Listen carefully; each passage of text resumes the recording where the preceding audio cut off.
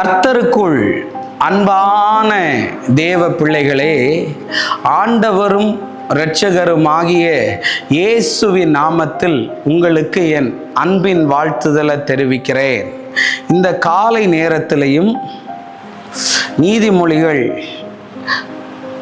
13வது அதிகாரம் அதனுடைய 12வது வசனத்தை வாசிக்கிறேன்.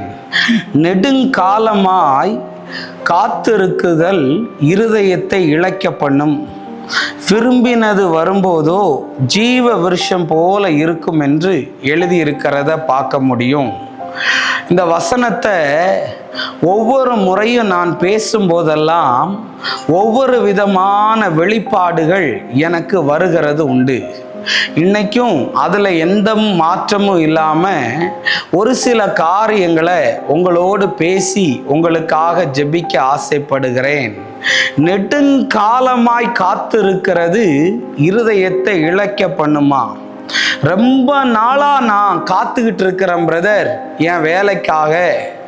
ரொம்ப நாளாக என் குழந்தை செல்வத்துக்காக நான் காத்துக்கிட்டு இருக்கிறேன் பிரதர். ரொம்ப நாளாக என் கல்யாணத்துக்காக நான் காத்துக்கிட்டு இருக்கிறேன் பிரதர்.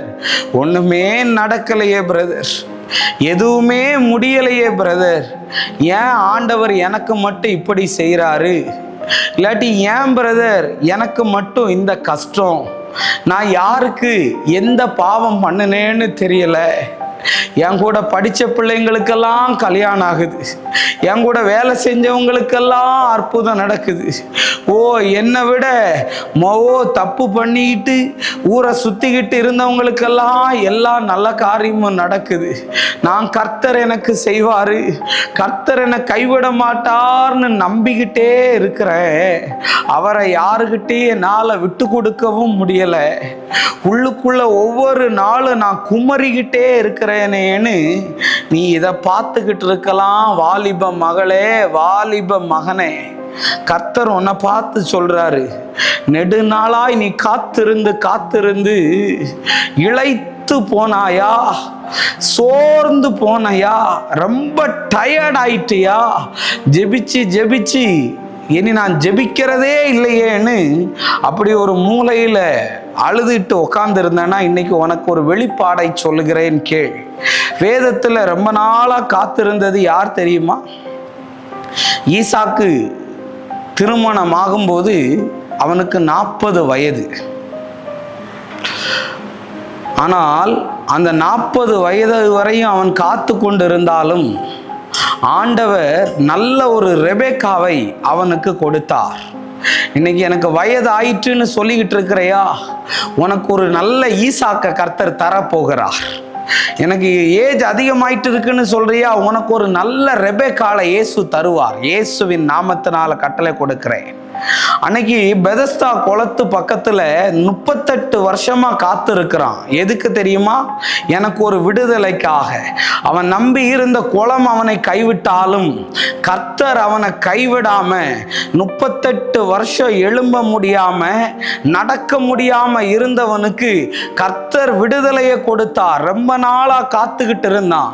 அவன் காத்து கொண்டு இருந்தது எதிர்பார்ப்பெல்லாம் அவனுக்கு ஏமாற்றத்தை கொடுத்தாலும் கர்த்தர் அவன் வாழ்க்கையில அற்புதத்தை செஞ்ச மாதிரி உன்னுடைய பெதஸ்தா குளத்தை கர்த்தர் உனக்கு அற்புதமா மாத்துவார். அதே மாதிரி அந்த எவ்வளவேன்னு நிமிர முடியாத கூனி 18 வருடமாய் காத்து கொண்டு இருக்கிறாள். சர்ச்சுக்கு போகிறாள், அவளால் முடிஞ்ச வரைக்கும் செய்கிறாள். ஆனால் 18 வருஷ காத்திருப்பு இயேசு அவளுக்கு விடுதலையை வாங்கி கொடுத்தார். 12 வருட பெரும்பாடுள்ள ஸ்ரீயை பாருங்க, எங்கெல்லாம் போய் அலைஞ்சா விடுதலை இல்லை. அந்த காத்திருப்புக்கு பின்னாடி கர்த்தர் கிரியை செய்வார். உன் காத்திருப்புக்கு பின்னாடி கர்த்தர் கிரியை செய்வார் மகளே. அது உனக்கு மகிமையாய் மாறும். சோர்ந்து போகாத. நம்ம ஜெபிப்போம். அன்பான நல்ல ஆண்டவரே, இந்த நேரத்திற்காக நன்றி சொல்றேன். யாரெல்லாம் ரொம்ப வேதனையோடு, ரொம்ப விரக்தியோடு, ரொம்ப போராட்டத்தோடு காத்து கொண்டு இருக்கிறார்களோ அவர்களுக்கெல்லாம் இயேசு அற்புதத்தை செய்யும். இயேசுவின் நாமத்தில் வேண்டுகிறேன் நல்ல பிதாவே. ஆமேன், ஆமேன். God bless you. கர்த்தர் உங்களை ஆசீர்வதிப்பார்.